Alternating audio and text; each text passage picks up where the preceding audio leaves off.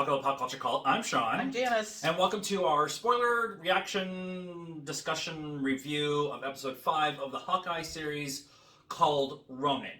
Now, we are going to talk about some spoily stuff.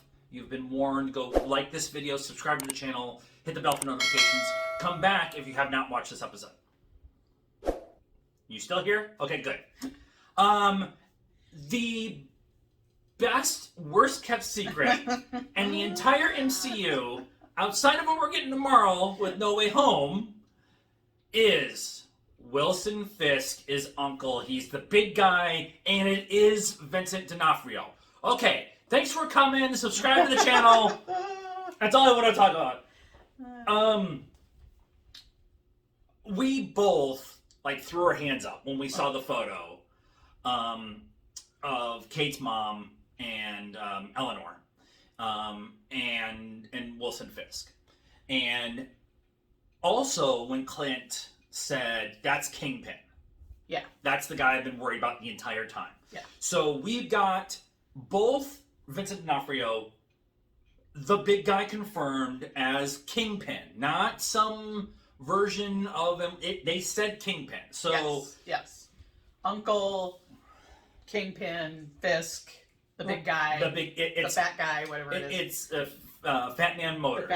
Fat Man Motors. Used cars, actually, in this episode. Let's talk about that just for a minute, because we just watched a video from New Rockstars, and Eric was discussing the concept of what this means for bringing the Netflix series, and oh, by the way, Agents of S.H.I.E.L.D. is out there, and Runaways, which we absolutely love Runaways, having what that means for them. That conversation has to be had at this point in time. Right. So we pretty much what he was saying is there's two paths. There's they were always there, just not talked about. Some of the shows allows you to do that, and then there's another with the multiverse of craziness that's going to happen tomorrow. And there's a kind of a third option with a soft reboot. So I'm yes, all of it. My theory, it's a theory, mostly because Marvel's kind of done this in the past, where when stuff doesn't quite line up or whatever, they just whatever. There's a little bit of a yada yada to it. But yeah. They don't need to. What they were talking about on New Rockstars is kind of how the stories of the Defenders would, kind of mesh with the story as we know it from the incident in New York from 2012 moving forward. And they don't, at no point in time have they said they're bringing these shows back. Right. They're just bringing these characters in. And it looks like, at least for right now, the actors who played those characters. Right. At least Vincent D'Onofrio, and we think that probably Charlie Cox. Charlie Cox in No Way Home. But that's our theory right now. We haven't seen it yet. But Kevin Feige did say if Daredevil shows up, it's going to be Charlie Cox. And when that's going to happen, probably tomorrow about 7 o'clock. 7:45. We got to get through the trailers and everything. Yeah. But they don't need to. I feel like the "they were here all the time" kind of scenario would work the easiest, unless they're really planning on making the Defenders or people from the Agents of S.H.I.E.L.D. really bringing them into a full storyline where they're going to go back like they are with the Avengers. They're going back and kind of, with Clint and Natasha specifically, and telling their backstory, because we never got that. They don't need to do that. We have a backstory on these characters. And so, they introduced Fisk. If you never watched Daredevil on Netflix, by the time they did the reveal, who he is. Yeah. He's a bad guy. Yeah. He's this. So they could do the same thing with everybody else and not really even, that happened, but we don't need to revisit it. A lot of people have been talking about this show and the fact that it's, the ratings are down and it's not really that. Hawkeye's always kind of been the sixth Avenger, the kind of the redheaded guy. He was even last. He was on the last on the list. On the list. Yeah, on the monument. But that whole, there's a ton of stuff happening in 6 episodes. 6 45-minute episodes, not hour and a half long episodes, by the way. Yeah. There's 6 episodes here where they're setting up, bringing in the Netflix Defenders universe in. Oh, by the way, Kate Bishop, who is going to be one of the Young Avengers going forward, and going to be probably the leader, because she's and Clint might stick around too to kind of be the mentor to the Young Avengers, because he's been through all this stuff and he understands the weight of what they have to do and all that stuff. But this show has been balls crazy in all the great ways. Not what we got with Loki and the timeline and everything, and not the Easter egg hunt that was WandaVision. Right. This has been story-driven for what's happened in the past, what's happening now, and what's going on in the future. And they're doing it on the street level. They're not doing cosmic, they're not doing magic, it's average, everyday people with high levels of skill, with no extra powers, actually just kicking ass at the street level. And if you're going to do that, you can bring the Defenders in super easy. That's kind of what they were all doing. I mean, I guess Jessica Jones maybe and Luke Cage kind of sort of had some powers. Maybe I don't remember them ever actually touching on it. Well, Jessica Jones healed super fast. Yeah, and Luke Cage was super strong. Punched through a brick wall. But that's not Thor. They're not super soldiers. They're real, right. That's what I was trying to figure out how to say it. They're kind of more realistic superpowers. You can kind of get that kind of idea. It's not a super soldier serum like we got in Captain Winter Soldier, which we have all that kind of conversation to go on too. But it's not Thor. It's not super tech. It's not magic. Well, it's not a spider bite. It follows the mutant kind of storyline, right? Is people being born with extra powers and then being enhanced some way, which potentially is I think that's we'll have a whole other X-Men conversation at some point in time. But we have to talk about this episode outside of what happened with just Fisk. Yep. The episode starts with answering a question that a lot of people have had, but since Black Widow, but they hadn't really addressed it yet. Right. And that is what happened to Elena during the snap. And the blip and the snap and the unsnapping. So her going and trying to save another of the widows and finding out that widow had already saved herself and was working on her own, whatever, was a really, I think, character building moment for Elena, which is going to allow her to forgive Clint down the line. I think that introducing it that way, that not everybody is exactly the way they seem from the outside, and that conversation happens again with Kate in Kate's burnt down pizza parlor apartment thing. But Kate, when Elena goes to the bathroom, she gets snapped. Yep. And then comes back, and that transition. What is happening? The technical stuff on the street level, the technical filmmaking that's going on in this show, that is a street level show. The car chase, where it was a oneer with the camera spinning around the entire time, like that. They're doing so much with the show. Oh, but this. I'm trying. In WandaVision, we got to see somebody come back and kind of Monica Rambeau. Yeah, kind of the chaos of her coming back in the middle of a hospital with everyone else. But this was almost like it was happening to you. Yeah. Right? Yeah. So you're getting more of the up close and personal, what it meant to be snapped and unsnapped. Right. And because the people who were there that were actually the ones to help those who came back. Yeah. Too. Yeah. That was kind of because when Monica comes back, she's in the middle of a hospital with a ton of people coming back all at once, right? Half of everybody there.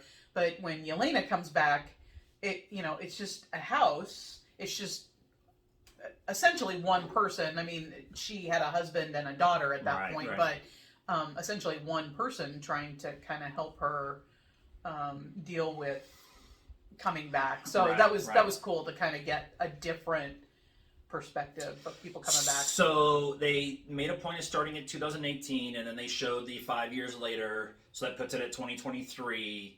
And then the show we're in, Hawkeye, the show itself is December of 2024. Right. So we know the end credit scene from Black Widow had to have happened between there. Probably more like November-ish. Just based on they had heavy coats and the leaves were changing and that kind of stuff. But October, November with Val and stuff like that. Yeah. You have to get into her too. Fuck. But that I love that scene. Like that could have been the whole episode and not given us the Fisk stuff at the end, and I would have been really happy. Right. There's more than that. There's more than that. So we get Kate and her mom Eleanor. Eleanor kind of just being the loving mom. And kind of giving her the advice that she needed to hear, even though it's all from us as the audience know more than what Kate knows. Right. And so it's cringy. At this point, it's cringy for us because she's just trying to be a good mom and giving her advice of, maybe, your path is your own path, but I've seen it for a long time. Yeah. And maybe, it was good that I gave you the bow, and maybe it's good that I trained you up or whatever. Kind of maybe hinting, like, down the line that she was going to use her as a weapon. Yeah. Kind of like what they did with Echo. Why can't I... Maya, and with Clint, and, like, that kind of stuff. That kind of conversation. But it was wrapped in this being motherly. Yeah. And I think, honestly, that Eleanor does love her daughter as a mom, but also all of that stuff. I definitely feel like she was training her to, come to the dark side with her, and she has all these secrets. Right. And at the end of that conversation, Kate finally tells Eleanor, hey, we've been looking into Armand's death, and all the evidence is pointing towards Jack, and he's running some companies called Sloan Inc., and you should look into it. We'll get to the Elena-Kate conversation in a second, but I want to wrap up on this conversation that Eleanor actually looked into it and got Jack arrested, pulling Jack off the board because... saying tax evasion or whatever, but it felt like at that point in time when it was happening that I thought the Ronin that killed Maya's dad could have been Jack. Yeah. And that pulled that piece off that board that wasn't going to happen. Yeah. So I think that Eleanor, it was all very convenient that she walks in the door and the cops are standing there, and Jack is standing there like he's about to give a speech, which he did. Right. And and Eleanor is standing over here, and it was all very staged. So I don't believe the real cops. I think that it was Eleanor's attempt to throw Kate and Clint off of Jack, and they have, like you said, moved him off the board. I mean, he's probably, staying in some penthouse someplace. And like 3 doors down. Yeah. Yeah, that's pretty much what it comes down to. And Jack is too important of a faux mentor to Hawkeye to just randomly throw him in the show and then yank him off. Yeah, have him arrested for that. Right. Now, he's not always a good guy in the show, but he's not necessarily a bad guy. Yeah. And he's a sword for hire. And there's a possibility, they may not exactly tell us, but I feel there's a possibility that they tried to hire Jack to eliminate somebody like Clint, like Armand. Fisk is the one who hired him to get rid of Armand so they could actually he could fill that void in the power, Yeah, the power structure. They that's definitely there. could bring him back as soon as because now everybody knows. Kate knows and Clint knows that Fisk and Eleanor are in some kind of coots. Yes, and so there's obviously going to be a standoff there, not necessarily with Fisk because he's not a fighter. That's what he has all his minions to do. Yeah. So Jack to be one of those minions would make perfect sense. That makes complete sense. I feel like Maya though will be on the Clint-Kate side. Yes, and we'll get to that. We're actually going to. I want to talk about Kate and Elena, and then we'll talk about the fight and the exposition that came out of that. But the conversation with Kate and Elena in Kate's apartment, and Elena just being the one that we fell in love with in Black Widow. And I love hot sauce, and when I'm here in New York to see all this stuff and stuff. But her switch, the reason I'm here is to kill Clint Barton. Yeah. That switch, from my point of view, is why we love Florence Pugh as an actress. She can be this college kind of girl nights, let's gossip, whatever, have fun kind of conversation. The switch happens, and she's going to kill everybody in the room. It's a Stone Cold Killer, yeah. Yeah. And just, some people are going to complain about that scene. I know that's going to be the conversation when I look at everything online tomorrow. I've spent all day avoiding spoilers, and probably a lot of spoilers for tomorrow too. But I that scene alone makes this episode amazing. Yeah. Take away the Elena thing. Take away the conversation, the Fisk conversation. This scene between two powerhouse actresses, giving it back and forth and changing as they go along, their emotions and showing their emotions and everything. And Kate's keeping up with her. Yeah. In the she doesn't know everything. Yeah, in the witty partay. She is. She's keeping up with her and not letting Elena's not snowing her. Because Kate's a young college age woman. And she said, working on 2 master's degrees. Yeah. So it's like she's smart. She's smart. Yeah. Yeah, and so she's keeping up, and like you said, she doesn't necessarily know everything that Elena knows. I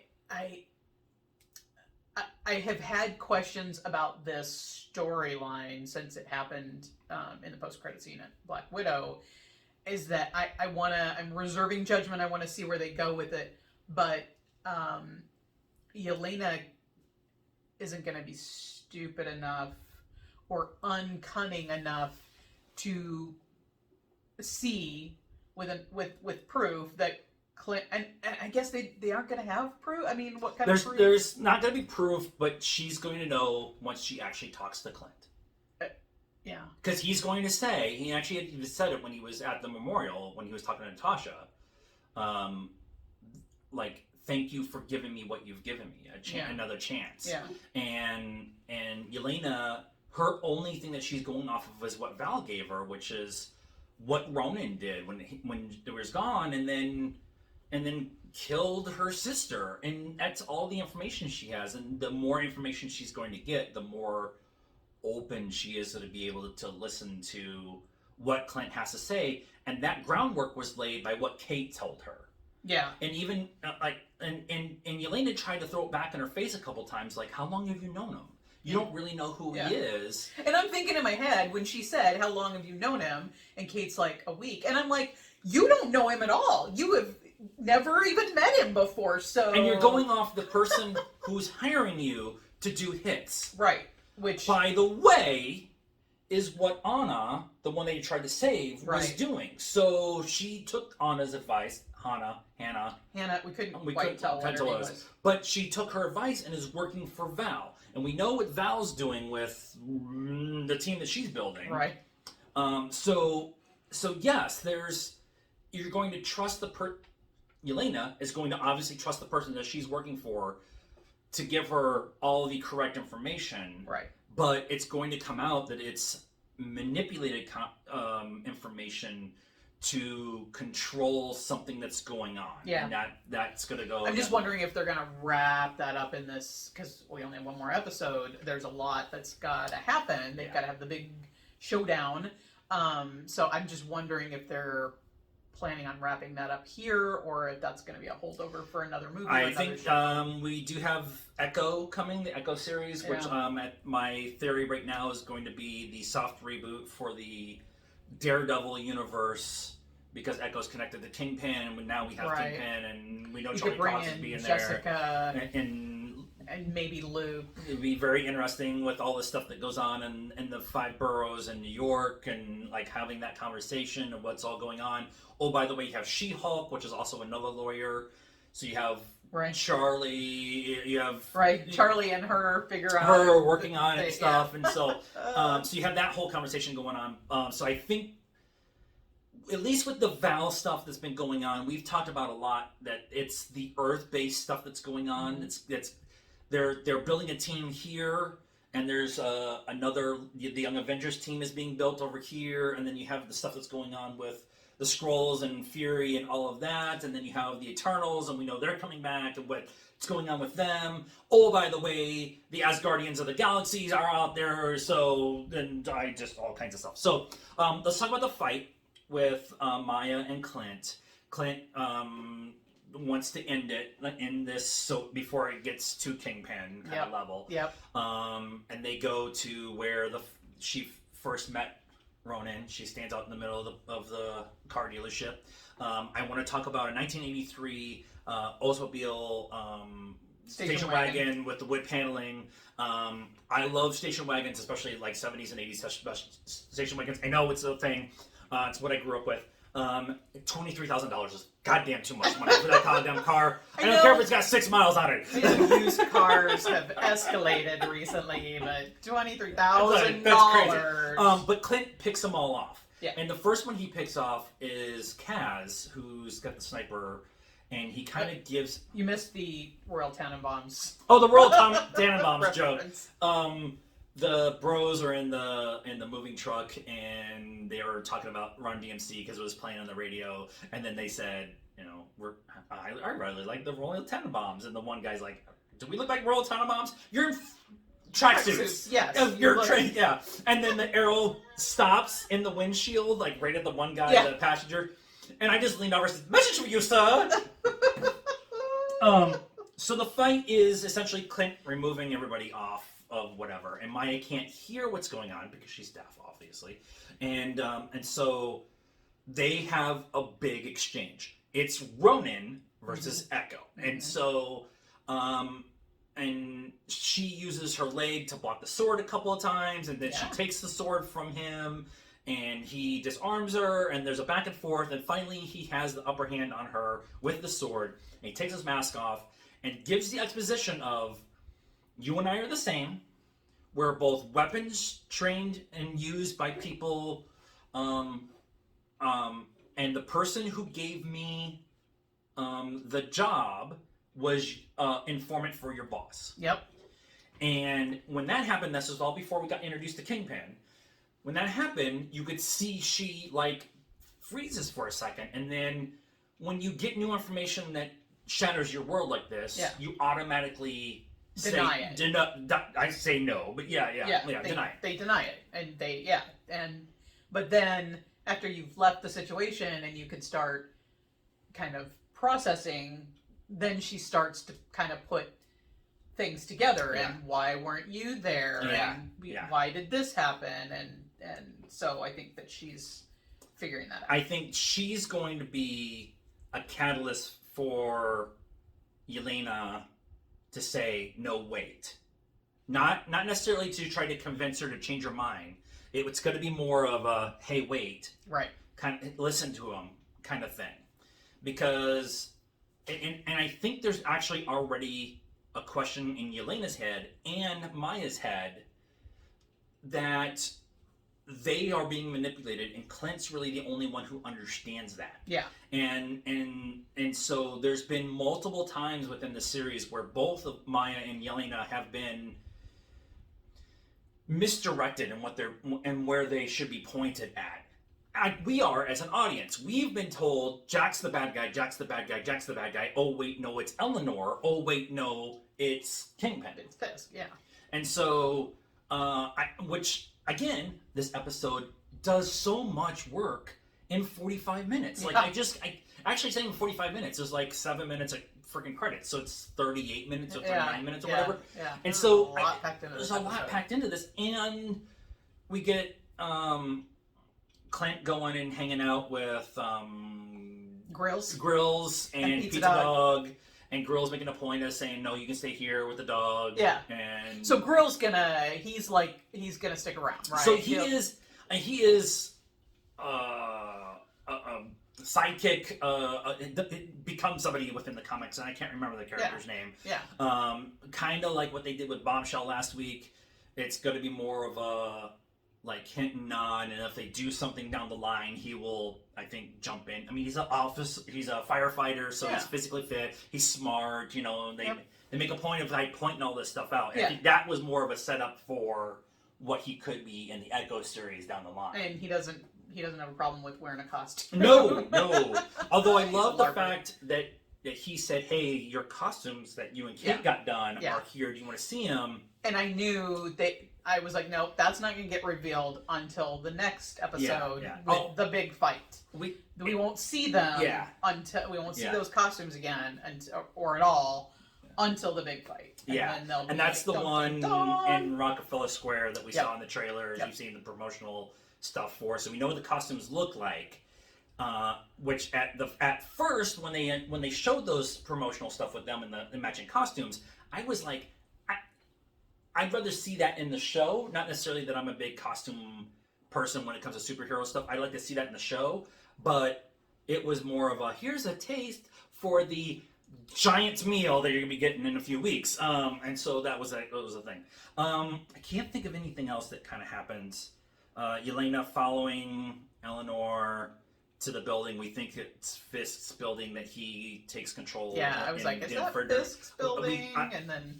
We're trying to piece that together as we're trying to watch all this stuff. They made a point of kind of showing the door, and I'm feeling like if we went back and watched Daredevil, it's been a couple of years since we watched Daredevil, that you would see that door in one of those episodes or several episodes. So what we have for hanging, we've kind of talked about it as we've been going along, but what we have hanging right now is what Fisk wants with the watch, because obviously he's the one who is working for the watch. And what the watch is. And what the watch is. We have Elena and Maya, and they're coming to terms with Clint and all that, what that's meaning. Is Clint actually going to be home for Christmas? We also have the conversation about Laura, because Laura and Clint had that phone call, and he kind of called her to get permission, and she kind of told him, I know who you are, I know what you need to do, I understand what this means. If anyone does, I do, or something like that. So a lot of people online are saying that she's Mockingbird. I completely get that. I love she's the love interest, a former S.H.I.E.L.D. agent, kind of a Natasha kind of fighter, kind of espionage kind of thing. Maybe. My thing has been, since they really started diving into this, is that they're Skrulls. That Clint and Laura are Skrulls. And the reason that the watch is so important is it's got a list of the Skrulls living in plain sight that are working for S.H.I.E.L.D., working for the government, who are Avengers, that kind of thing. And my reasoning for that is because Fury is the one who set up the actual safe house for the Bartons. And they use that in Age of Ultron. Well, that Fury, I believe, is Talos. Because they make a point of him talking about cutting the bread, he can't eat it when it's diagonally, and then they show him doing it in Ultron. It's kind of it's not a retcon, it's a retro information. Because they give us the information about the diagonal cut sandwich in Captain Marvel, which came out after Infinity War, before Endgame, right in that gap, which retrofits it back to Ultron. And so I'm thinking that Fury that set it all up, it's not going low, that set it all up is the one who he's Talos. Yeah. And so he set it all up, and so they're Skrulls. That's my theory. Okay. I'm going with it. Okay. Anything else? No. My computer is telling me that we're done. We probably have about 45 minutes more to talk about. So let us know what you thought of this episode and our reaction review to it in the comments down below. Please be nice. That's a requirement around here. Like this video. Subscribe to the channel. Hit the bell for notifications. Follow us on all the social media stuff, Facebook, Instagram, Twitter, and TikTok. Links in the description down below. Bye.